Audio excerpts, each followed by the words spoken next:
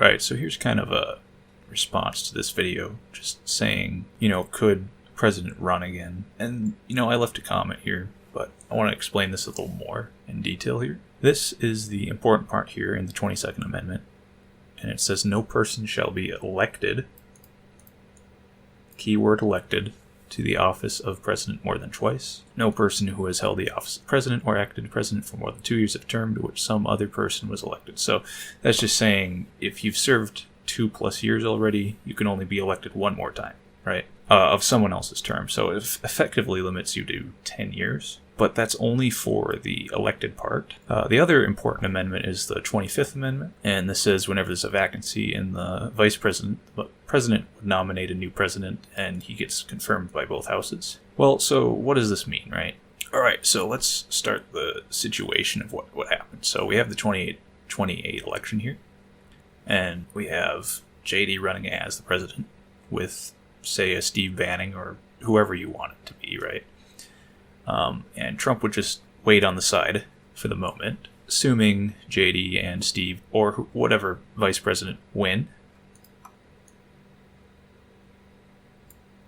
Then you'd go into step 2. All right, so at this point, JD would become the president.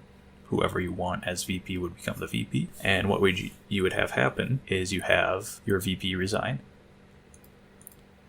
At this point, JD would choose someone as his new vice president. So through the 25th Amendment, whenever there's a vacancy in the office of vice, president would nominate a new one, and they would get confirmed by a majority vote in both houses. So if that happens, you would have that come in as the VP, and you might know where this is going.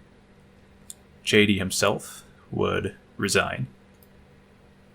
And who would succeed? Well, none other than Trump himself. And, at this point, Trump could choose whoever, probably JD, right, as his VP.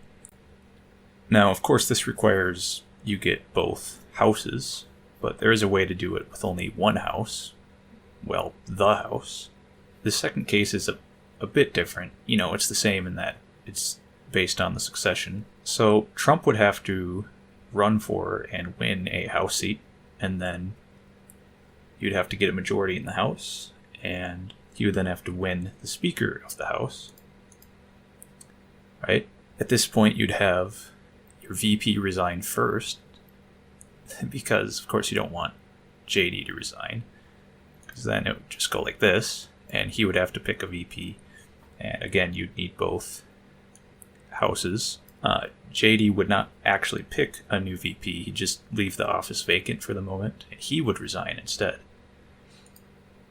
Which means Trump would immediately succeed up to the presidency. And again, he would probably choose a JD or, whoever else, assuming he can get it through both houses.